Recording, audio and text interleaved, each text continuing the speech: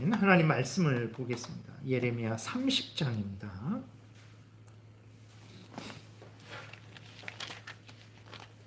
예레미야 30장 1절부터 24절까지 우리 교독하겠습니다. 예레미야 30장 1절부터 24절입니다. 교독하겠습니다. 여호와께로부터 말씀이 예레미야에게 임하여 이르시니라. 이스라엘의 하나님 여호와께서 이와 같이 말씀하여 이르시기를 내가 내게 일러준 모든 말을 책에 기록하라.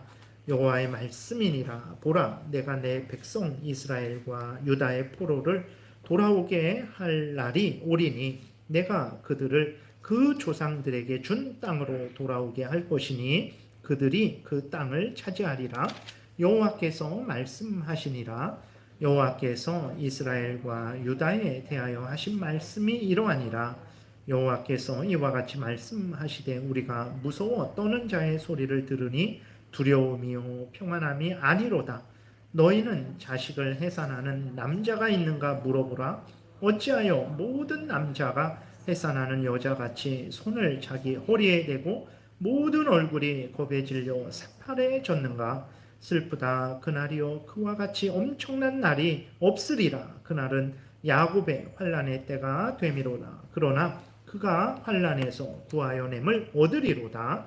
만군의 여호와의 말씀이니라. 그날에 내가 내 목에서 그 멍에를 꺾어버리며 내 포박을 끊으리니 다시는 이방인을 섬기지 않으리라.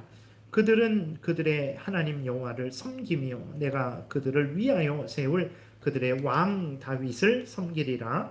여호와의 말씀이니라. 그러므로 나의 종 야곱아 너는 두려워하지 말라. 이스라엘아 놀라지 말라. 내가 너를 먼 곳으로부터 구원하고 내 자손을 잡혀가 있는 땅에서 구원하리니 야곱이 돌아와서 태평과 안락을 누릴 것이며 두렵게 할 자가 없으리라. 이는 여호와의 말씀이라. 내가 너와 함께 있어 너를 구원할 것이라.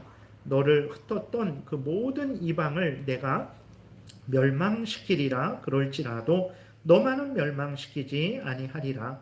그러나 내가 법에 따라 너를 징계할 것이요 결코 무죄한 자로만 여기지는 아니하리라. 여호와께서 이와 같이 말씀하시니라. 내 상처는 고칠 수 없고 내 부상은 중하도다. 내 송사를 처리할 재판관이 없고 내 상처에는 약도 없고 처방도 없도다. 너를 사랑하던 자가 다 너를 잊고 찾지 아니하니 이는 내 악행이 많고 내 죄가 많기 때문에 나는 내 원수가 당할 고난을 내가 받게 하며 잔인한 징계를 내렸도다. 너는 어찌하여 내 상처 때문에 부르짖느냐. 내 고통이 심하도다. 내 악행이 많고 내 죄가 허다함으로 내가 이 일을 너에게 행하였느니라. 그러므로 너를 먹는 모든 자는 잡아먹힐 것이며 내 모든 대적은 사로잡혀 갈 것이고 너에게서 탈취해 간 자는 탈취를 당할 것이며 너에게서 노략질한 모든 자는 노략물이 되리라.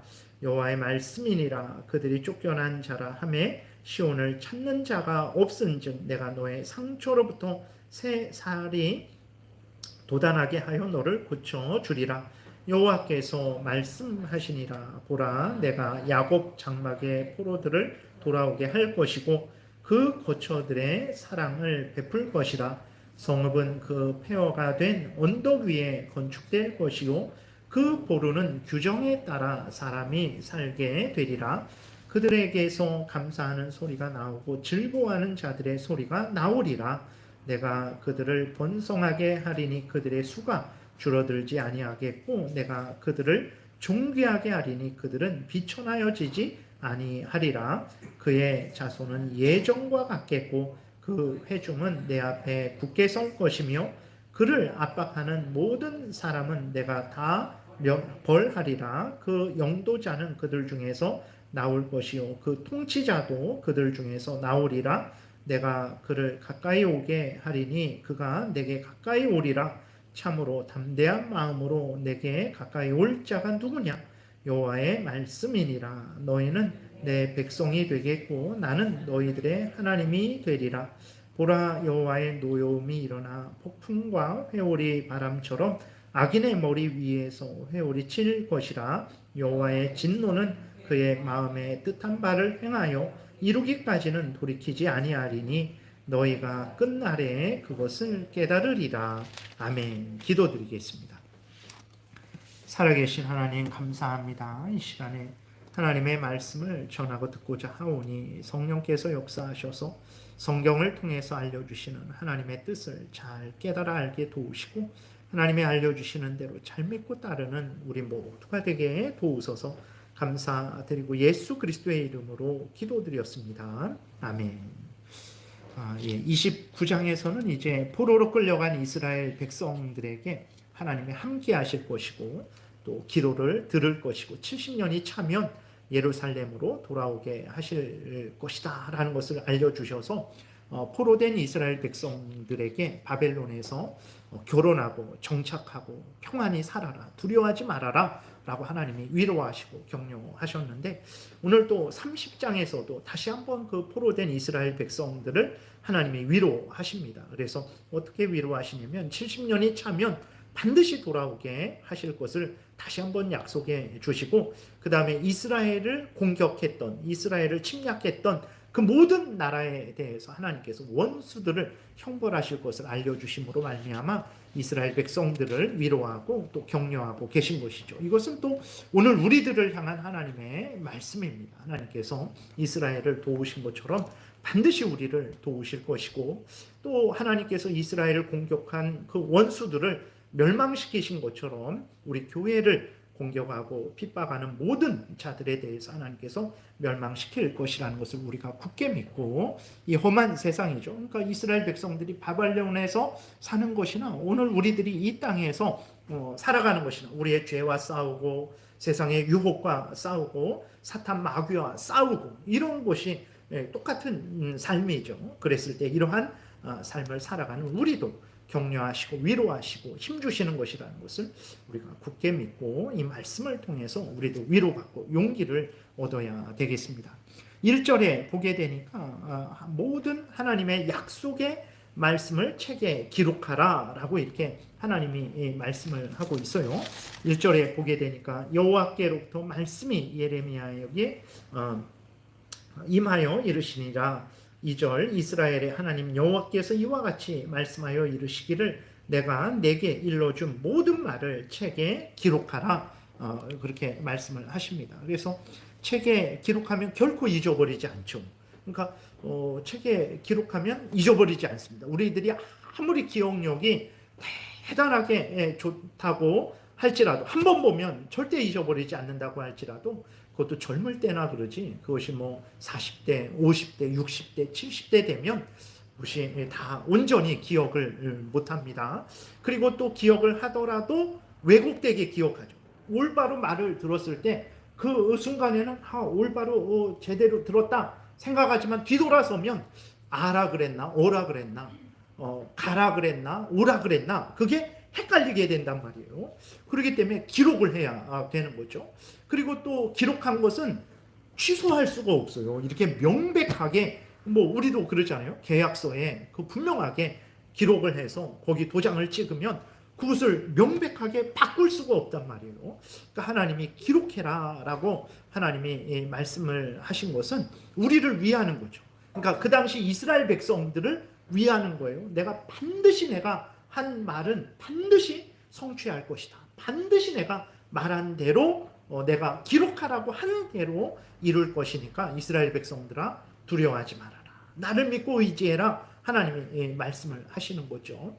오늘 우리도 마찬가지예요. 이런 은혜는 예레미야 시대에 그 이스라엘 백성들에게만 주셨냐? 그러지 않습니다. 모든 시대 모든 하나님의 백성들에게 주셨죠. 바로 이 성경이 하나님이 우리에게 주신 그러한 말씀이라는 것을 우리가 분명히 믿어야 되는 것입니다. 그래서 하나님은 이 성경대로 알려주신 대로 그러한 하나님이시고, 또 이 성경에서 말씀하신 대로 하나님께서 반드시 이 성경대로 이루실 것입니다. 그렇기 때문에 우리가 왜 이 성경을 항상 제일 우선 중심으로 근거로 삼고 신앙생활과 일상생활을 살아야 되냐? 그랬을 때 하나님과 하나님의 뜻을 알려주는 것은, 우리가 믿어야 될 것과 행해야 될 것을 알려주는 것은 이 성경밖에 없습니다. 성경 외에 뭐 아무리 불경을 뒤져보고 아무리 뭐 땅을 뭐 100m, 1000m 지하를 파본들 하나님이 어떤 분이다,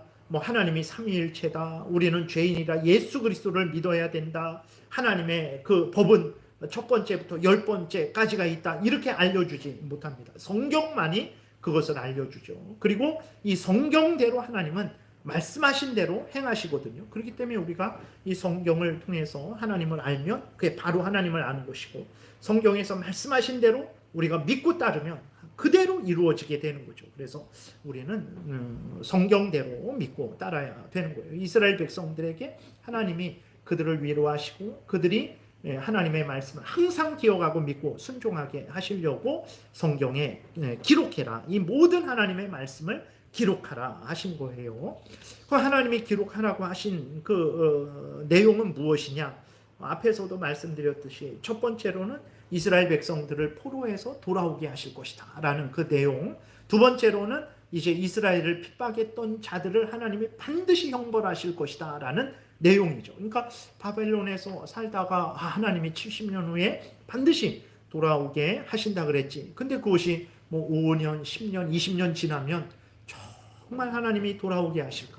하나님은 잊어버리지 않았을까? 두려운 거죠. 그때 기록된 하나님의 말씀을 펼쳐보는 거죠. 그래서 다니엘서 9장에서도 다니엘도 예레미야가 이 기록된 예레미야서를 통해서 하나님이 70년이 지나면 포로에서 다시 예루살렘으로 돌아오게 할 것이구나, 그것을 깨달아 알고 하나님께 믿음으로 기도하게 한 거거든요. 그러니까 다니엘도 그 바벨론에서 총리 일을 하면서 그러한 부분에 대해서는 잊어버렸던 거죠. 그러나 기록된 예레미야서를 보고 하나님이 70년 후에 돌아오게 하실 것이구나, 그것을 깨닫고 하나님께 기도를 드린 거거든요. 그러니까 기록한 것은 이렇게 우리를 위하는 것이죠. 그리고 이제 말씀드린 대로 이스라엘을 핍박했던 자들에 대해서는 심판하시겠다라는 그 두 가지 내용을 이제 하나님이 기록하라라고 하신 거예요. 그래서 첫 번째로는 이제 하나님이 이스라엘 백성들을 위로하시고 격려하시고 70년이 지나면 다시 이렇게 돌아오게 하실 것에 대해서 이제 말씀을 하시는 내용이 있어요. 3절부터 우리 3절부터 7절까지 교독하겠습니다.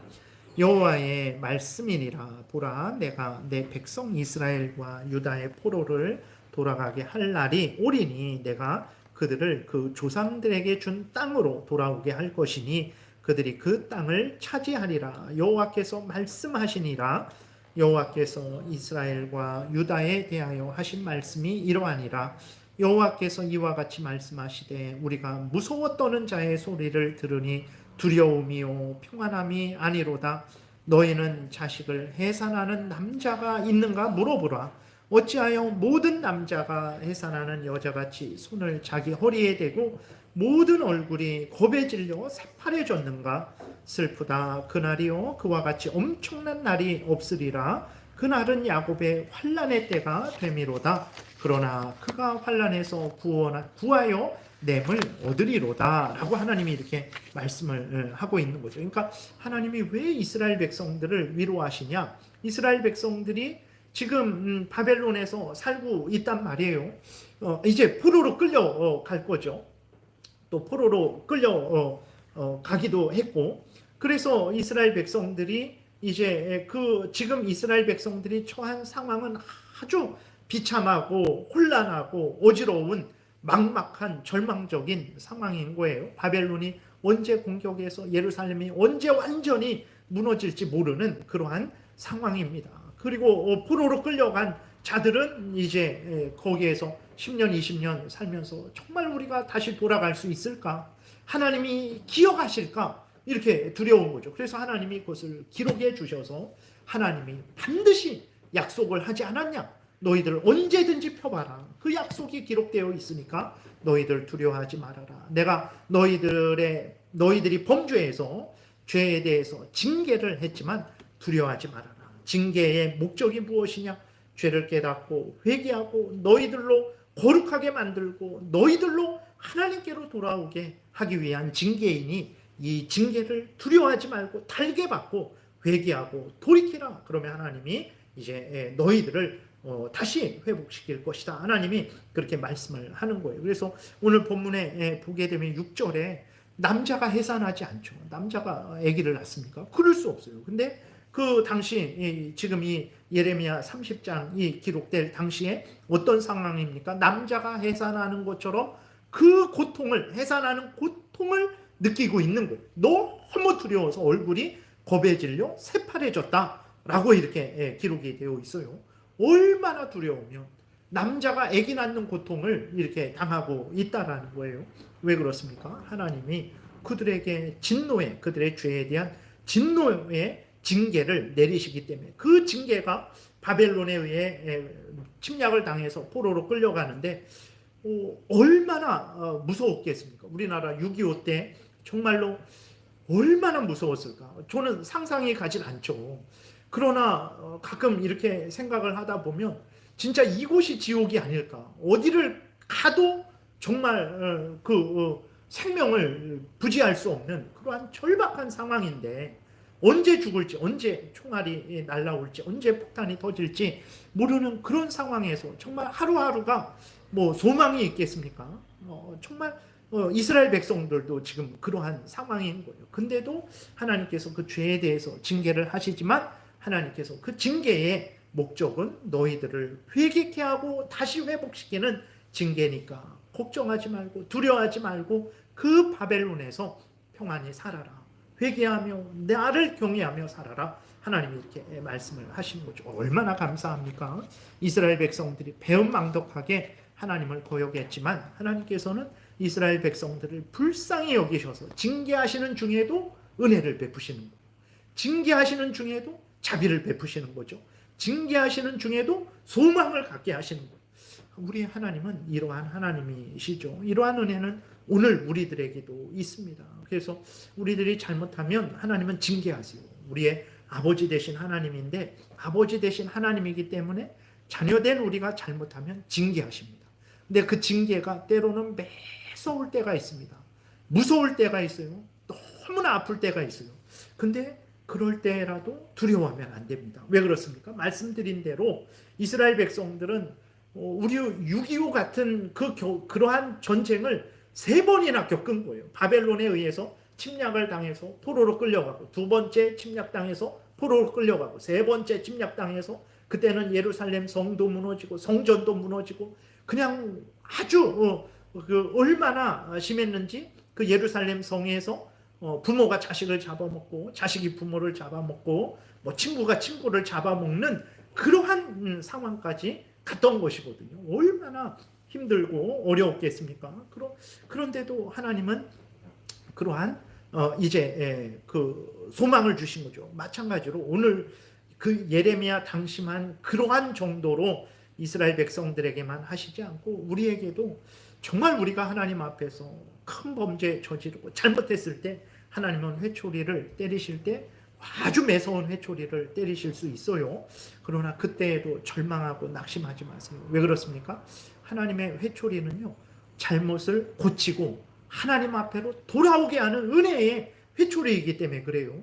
징계가 있는 자체가 하나님이 나를 버리셨다라는 증거가 아니라 징계가 있는 자체, 내가 잘못하면 작은 잘못이라도 했을 때 내 양심이 가책을 느낀다든지 아니면 하나님이 어떤 내 물질을 치신다든지 내 건강을 치신다든지 그러한 어떻게든 나를 치셔서 나로 하여금 하나님 앞에 바로 돌이키게 한다면 여러분 그것은 정말 하나님이 우리를 사랑하시는 증거입니다. 하나님이 우리 아버지 되신 증거예요. 하나님이 우리가 아들이 아니라면 하나님이 우리 아버지가 아니라면 내버려 두실 거예요.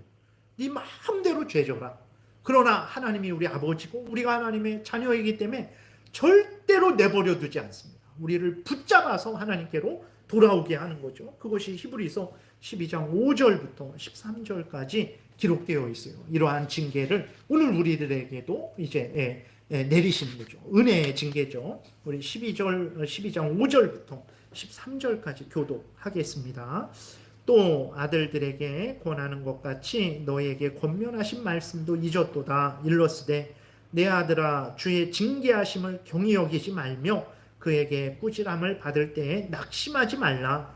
주께서 그 사랑하시는 자를 징계하시고 그가 받아들이시는 아들마다 채찍질 하심이라 하였으니 너희가 참음은 징계를 받기 위함이라. 하나님이 아들과 같이 너희를 대우하시나니 어찌 아버지가 징계하지 않는 아들이 있으리요. 징계는 다 받는 것이거늘 너희에게 없으면 사생자요 친아들이 아니니라. 또 우리 육신의 아버지가 우리를 징계하여도 공경하였거든 하물며 모든 영의 아버지께 더욱 복종하며 살려하지 않겠느냐. 그들은 잠시 자기의 뜻대로 우리를 징계하였거니와 오직 하나님은 우리의 유익을 위하여 그의 거룩하심에 참여하게 하시느니라. 무릇 징계가 당시에는 즐거워 보이지 않고 슬퍼 보이나 후에 그로 말미암아 연단받은 자들은 의와 평강의 열매를 맺느니라. 그러므로 피곤한 손과 연약한 무릎을 일으켜 세우고 너희 발을 위하여 곧은 길을 만들어 저는 다리로 하여금 어그러지지 않고 고침을 받게 하라. 이렇게 하나님이 말씀하셨어요. 그래서 인생을 살아가다가 어떤 잘못을 해서 하나님으로부터 회초리를 맞을 때가 있죠. 매를 맞을 때가 있습니다. 그 어려움을 당할 때가 있어요. 여러분 그때 기뻐하고 즐거워하세요. 하나님이 나의 아버지가 되셔서 나를 이렇게 고치시는구나. 내가 잘못된 길로 가지 않도록 나를 때리시고 나를 돌이키게 하시는 거구나. 그래서 정말 내 인생에서 의와 평강의 열매, 하나님의 말씀대로 살아서 그거에 대한 은혜로 누리는 그 평강을 받게 하시려고 이러한 징계를 주시는구나 라는 것을 여러분들이 분명히 생각하시고 징계를 두려워하지 마시고 오히려 하나님이 나를 사랑하시는 증거로 삼으세요. 우리는 참 어리석어서, 우리들은 어리석어서 어떤 성도님들이 어떤 이렇게 어려움을 당하면 저 집사님 이렇게 잘못한 거 있는 거 아니야? 물론 잘못해서 그럴 수도 있어요. 그리고 또 어떤 잘못하지 않았는데 하나님이 어려움을 주실 때에 잘못해서 거기에 대한 징계를 주시기도 하고 그 사람을, 우리 성도들을 더 강하게 만들기 위해서 연단하게 훈련의 도구로 어려움을 주시기도 하고, 그 다음에 이 세상의 마음을 빼앗기지 않고 하나님만 바라보게 하시기 위해서 고린도후서 1장에 있는 것처럼 바울이 사형 선고를 받은 것과 같은 고난을 당했거든요. 이젠 죽었다. 이젠 끝이다. 근데 하나님이 살려주셨어요. 근데 바울이 왜 하나님이 나에게 고난을 주셨나? 우리에게 고난을 주셨나? 어려움 당하는 사람들을 위로하게 하려고. 내가 어려워봐야 다른 사람들 어려운 거 알아요. 그래서 하나님이 우리 서로 사랑하게 하려고 그렇게 주시기도 하고, 사탄 마귀가 우리를 회방하는 그 어려움도 있는 거예요. 그리고 하나님이 이유를 알려주시지 않고 어려움을 주시기도 해요. 그렇기 때문에 함부로 그렇게 판단하면 안 되는 거예요. 그리고 설사 어떤 집사님이 범죄해갖고 어떤 어려움을 당해요. 그러면 우리들은 이렇게 손가락질하고 이렇게 좀 좋지 않게 생각할 수 있는데 그러면 안 돼요. 왜 그렇습니까? 아직까지 말씀드린 대로 하나님의 징계는 무슨 징계입니까? 회복을 위한 징계고 그 사람을 사랑해서 주시는 징계예요.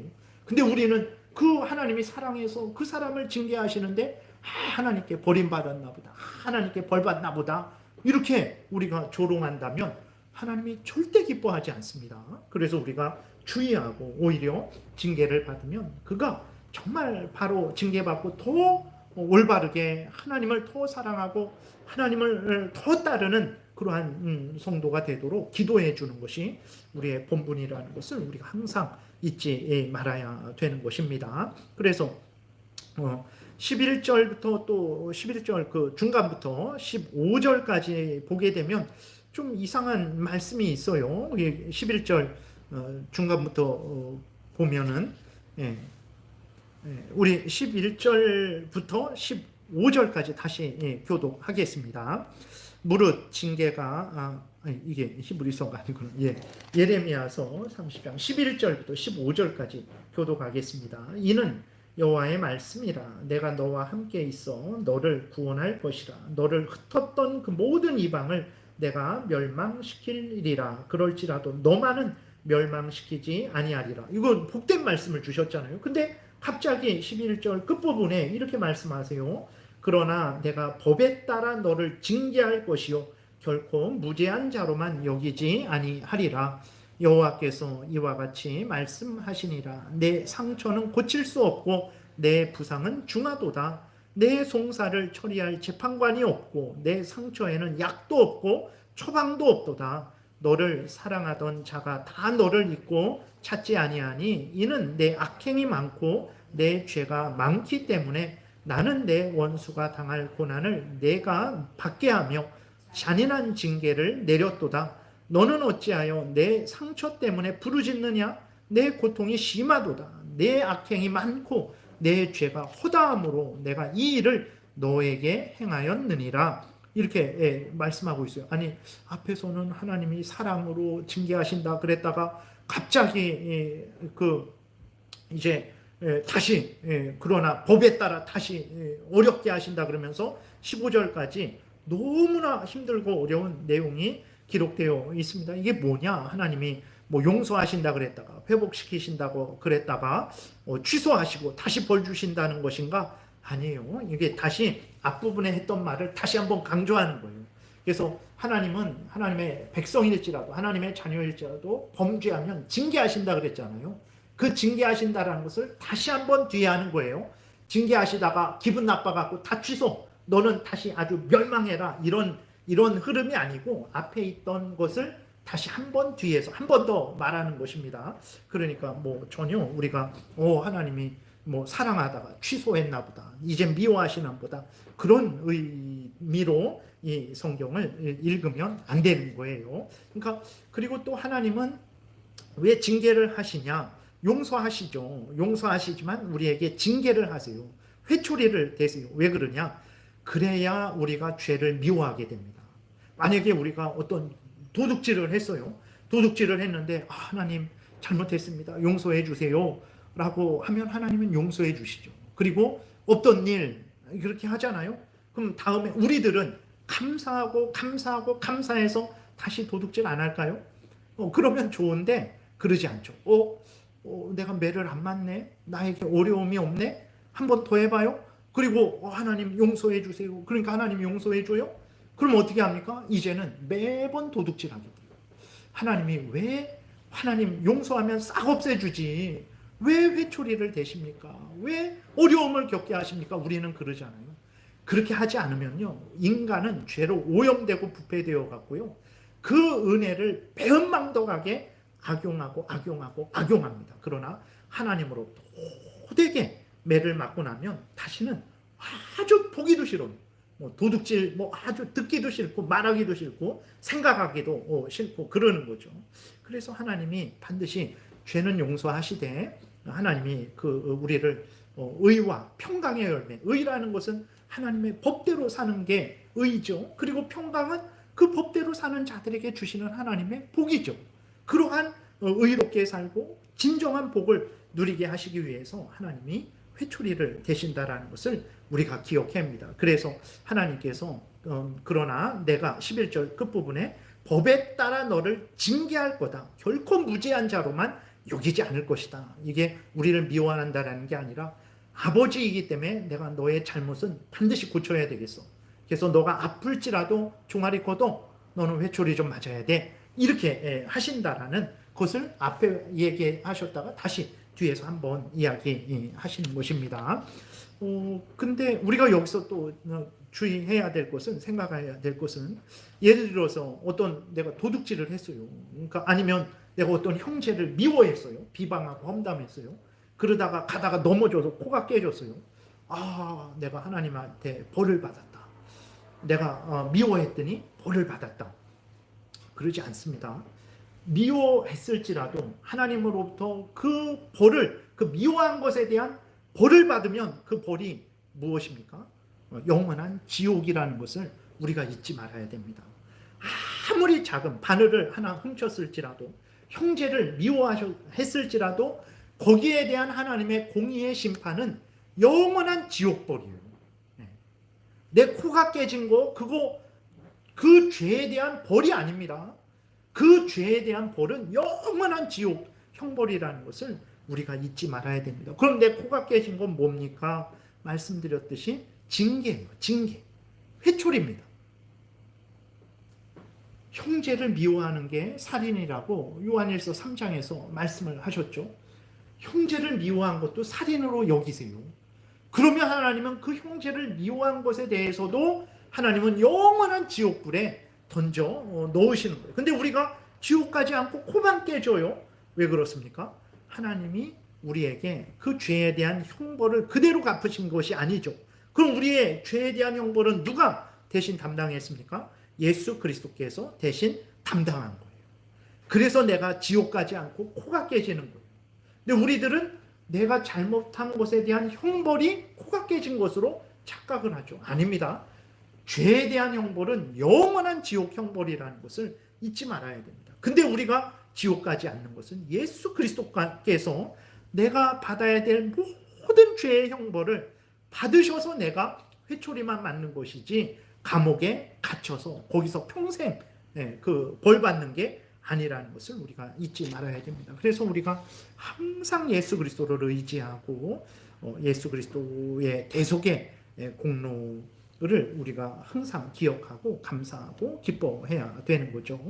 그 다음에 이제 8절부터 11절은 이러한 앞에서 말씀드린 대로 이 모든 은혜는 이스라엘 백성들이 그렇게 배은망덕했지만 70년 포로 생활하는 징계로 이제 용서를 받은 거죠. 우리들도 이 땅에서 많은 죄를 짓습니다. 작은 죄든 큰 죄든 물론 거기에 따라서 하나님이 더 크게 더 많이 벌을 주시겠죠. 그러나 어쨌든 죄에 대한 기본적인 벌은 하나님의 법을 신을 어긴 거잖아요. 신의 법을 하나님의 법을 어긴 거기 때문에 영원한 지옥 형벌에 당해야 되는 거죠. 근데도 우리가 그렇게 하지 않고 징계만을 받는 것은 바로 예수 그리스도 때문이라고 말씀드렸는데 8절부터 11절을 통해서 이스라엘 백성들이 그 은혜를 받은 것은 바로 예수 그리스도 때문이라는 것을 하나님이 알려주고 계세요. 우리 8절부터 11절까지 교독하겠습니다. 만군의 여호와의 말씀이라. 그날에 내가 내 목에서 그 멍에를 꺾어버리며 내 포박을 끊으리니 다시는 이방인을 섬기지 않으리라. 그들은 그들의 하나님 여호와를 섬기며 내가 그들을 위하여 세울 그들의 왕 다윗을 섬기리라. 여호와의 말씀이니라. 그러므로 나의 종 야곱아 너는 두려워하지 말라. 이스라엘아 놀라지 말라. 내가 너를 먼 곳으로부터 구원하고 내 자손을 잡혀가 있는 땅에서 구원하리니 야곱이 돌아와서 태평과 안락을 누릴 것이며 두렵게 할 자가 없으리라. 이는 여호와의 말씀이라. 내가 너와 함께 있어 너를 구원할 것이라. 너를 흩었던 그 모든 이방을 내가 멸망시키리라. 그럴지라도 너만은 멸망시키지 아니하리라. 얼마나 복된 하나님의 말씀입니까? 하나님께서 정말 이스라엘 백성들이 바벨론의 포로가 됐는데 그 포로된 멍에를 꺾어버리고 결박이 됐는데 그 포박을 끊어버리고 그 바벨론을 섬기고 있는데 바벨론을 섬기지 않게 하고 그래서 그들을 건져내셔서 하나님을 섬기게 하고 정말 하나님께서 복되게 그 원수들에 대해서 멸망시키고 이러한 은혜를 준다 그랬잖아요. 근데 희한한 것은 무엇이냐면 그 포로돼서 돌아온 이스라엘 백성들이 누구를 섬깁니까? 9절에 보게 되니까 그들은 그들의 하나님 여호와를 섬기며 당연하죠. 근데 내가 그들을 위하여 세울 그들의 왕 다윗을 섬기리라 이렇게 말씀을 하고 있어요. 그러니까 지금 이스라엘 백성들이 포로에서 돌아와서 이제 성전을 건축하고 그 다음에 성전을 건축하고 그렇게 다시 회복된 때가 다윗이 죽은 지 한 500년 지나서거든요. 뭐 450년 아무튼 대략 500년 다윗은 500년 전에 죽었어요. 근데 바벨론에서 돌아온 사람들이 어떻게 또 다윗을 섬기냐 했을 때 그럼 이 다윗은 누구냐 그랬을 때 이 다윗은 바로 예수 그리스도를 나타내고 있는 거예요. 500년 전에 죽었던 다윗이 다시 살아나갔고 포로에서 돌아온 사람들의 왕이 된다 이런 의미가 아니고 다윗을 통해서 하나님께서 바로 이제 정한 때가 되면 오실 바로 그 예수 그리스도 구원자 메시아를 알려주는 것이죠. 그러니까 이 이스라엘 백성들이 포로에서 돌아와서 회복되고 복되게 평안하게 살아가고 원수들은 멸망당하고 이 모든 일들이 바로 하나님이 세우신 왕 다윗에 의해서, 다시 말해서 예수 그리스도에 의해서 그렇게 이스라엘 백성들이 이 복을 누리게 된다라는 거죠. 그래서 여러분 구약 때 이 구약을 가만히 살펴보면요, 예수님이라는 말이 없어요. 그러나 우리가 이렇게 구약을 살펴보면 정말 창세기부터 말라기까지 하나님께서 예수 그리스도에 대해서 얼마나 때마다 일마다 그들에게 알려줬는지 모릅니다. 그래서 요한복음 5장에서도 보게 되면 예수 그리스도가 뭐라고 말씀하십니까? 이 성경은, 그러니까 예수님이 말씀하실 때에는 신약 성경은 아직 기록되지 않은 거죠. 그랬을 때 이 성경은, 그랬을 때는 구약 성경을 말하는 거죠. 이 성경은 나에 대해서 증거하는 것이다. 그래서 나에 대해서 증거하는 것이다. 그래서 너희들이 영생을 얻는 줄 성경을 상고하는데 그게 나를 증거해서 나를 믿어야 영생 얻는다라는 건데 너희들이 성경을 보면서도 나를 믿지 않는구나. 영생을 얻으려고 나에게로 오지 않는구나. 하나님이 예수 그리스도께서 그렇게 책망하신 것이고 요한복음 5장에 기록이 되어 있죠. 그러니까 이렇게 하나님은 정말 인간이 타락한 직후부터 창세기 3장 15절부터 끊임없이 때마다 일마다 아브라함을 통해서 멜기세덱을 통해서 이삭을 통해서 이러한 예레미야의 이러한 사건을 말씀을 통해서 예수 그리스도 구원자 예수 그리스도를 참된 구원자를 증거해 주셨는데 이스라엘 백성들이 그 예수 그리스도를 전적으로 믿고 따르지 않았던 거예요. 물론 거기에 이스라엘 백성 안에는 참되게 예수 그리스도를 믿는 자들이 있었고 그렇지 않은 자들이 있었죠. 근데 이스라엘 백성 전체로서 하나님의 백성으로 불린 것이고 그러나 정말 그 안에서 그 전체 이스라엘 백성 아브라함의 후손이 다 하나님의 백성이라고 이름 불리지만 근데 진짜 구원 얻는 백성은 그 안에서 또 예수 그리스도를 믿는 자들과 구별이 있던 거죠. 그래서 이스라엘 백성 안에는 참된 하나님의 백성이 있고 또 이렇게 형식적 혈통적으로만 이스라엘 하나님의 백성인 자들이 있었다라는 것을 우리가 항상 잊지 말아야 되는 것입니다. 오늘도 마찬가지죠. 오늘도 끊임없이 하나님은 이 성경 전체를 통해서 우리들이 구원받아야 된다라는 것을 알려줘요. 그러니까 세상은 그렇게 말하지 않죠. 세상은 당신 돈 벌어야 돼. 세상은 당신 출세해야 돼. 세상은 당신 좋은 대학 가야 돼. 이것만 알려줘요. 근데 성경은 물론 우리가 이 땅에서 우리가 맡은 바 본분을 다해야 될 것을 알려주시지만 근데 더 근본적으로 우리에게 알려주시는데 너는 죄인이다. 너는 원죄와 자범죄가 있고 아담의 죄에 대한 책임을 같이 져야 되는 자다. 그래서 너는 원죄로 말미암아 자범죄로 말미암아 영원한 지옥 형벌 받아야 될 자다. 그 지옥 형벌 받아야 되는 것을 해결해라. 해결하는 것은 바로 예수 그리스도를 믿는 것이다. 속히 예수 그리스도를 믿고 회개하고 돌이켜서 구원을 받아야 지옥 가지 않는다라는 것을 끊임없이 우리에게 알려주는 거죠. 근데 세상 사람들은 그 관심이 없죠. 우리가 예수님 믿으세요. 구원 받으세요. 라고 영생 얻으세요. 천국 가세요. 라고 해도 관심도 없고. 근데 더 문제는 이제 그리스도인들임에도 불구하고 그리스도인이 마치 이스라엘 백성들이 하나님을 떠나서 우상을 숭배하고 온갖 탐욕을 따랐던 것처럼 그리스도인인데 자기의 죄에 속고 세상의 유혹에 빠지고 사탄의 그 괴계에 휩쓸려서 하나님을 경외하고 하나님 말씀 따르지 않고 이생의 자랑거리, 안목의 정욕거리, 육신의 정욕거리를 따라 살아가게 되는 그러한 경우도 있는 거죠. 그러니까 하나님은 성경을 통해서 예수 그리스도를 믿고 죄를 미워하고 버리고 하나님께로 돌아와서 하나님의 뜻대로 살아가야 되는 것이 본분이라는 것을 끊임없이 알려주시는데 이스라엘 백성들도 그렇고 오늘 우리들도 그렇고 그 하나님의 말씀에는 관심이 없죠. 죄에서의 구원은 관심이 없죠. 이 세상에서 잘 먹고 잘 사는 거. 잘 먹고 잘 살게 해주면 그 사람이 어떤 사람이든 체계가 어떤 체계든 전혀 상관하지 않죠.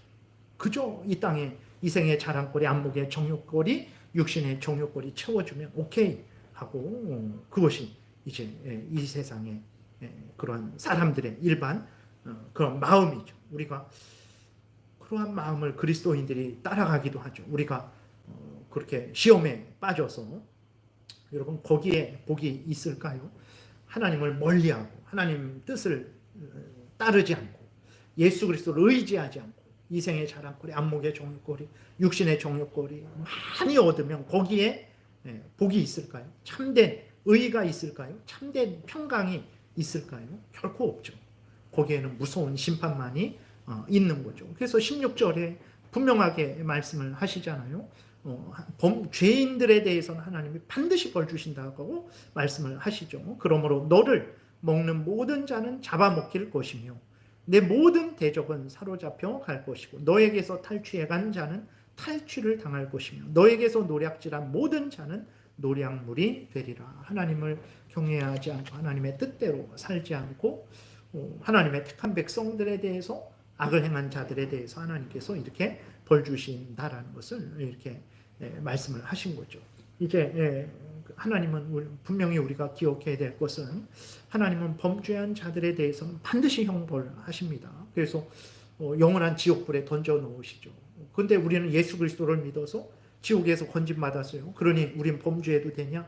절대 그럴 수 없습니다. 하나님은 우리를 지옥으로 던져 놓지는 않지만 매서운 회초리를 대십니다. 이스라엘 백성들은 바벨론에 3차 공격받고 포로로 끌려가서 70년을 살았어요. 하나님은 그런 징계도 주세요. 개인적으로도 주시기도 하고 국가적으로도 주시기도 하죠.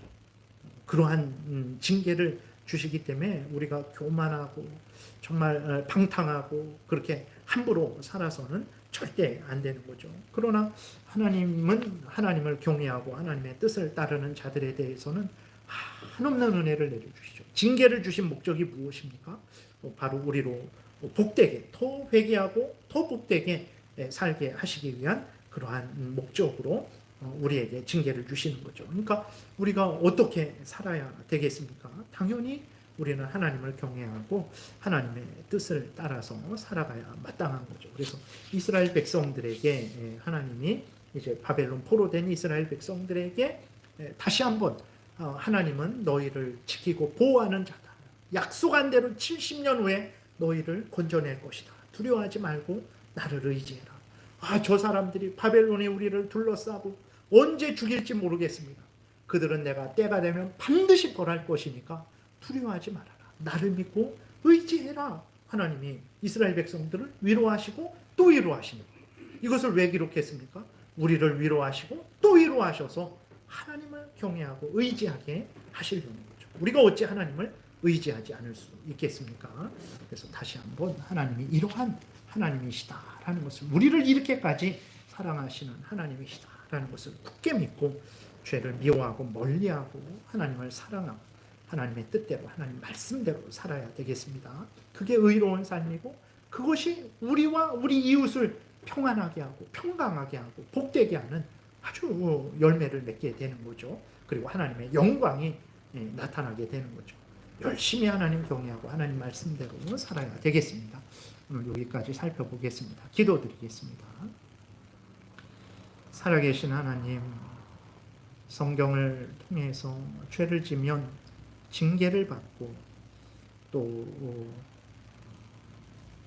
멸망하게 된다라는 것을 끊임없이 알려주고 회개하고 돌이키면 하나님이 다시 회복시키시고 복되게 하신다라는 것을 끊임없이 알려주시는데 살아계신 하나님 아버지, 이러한 하나님의 뜻을 마음 깊이 새기고 항상 하나님을 경외하고 하나님 명령 따라 살아가게 도우소서. 감사드리고 예수 그리스도의 이름으로 기도드렸습니다. 아멘.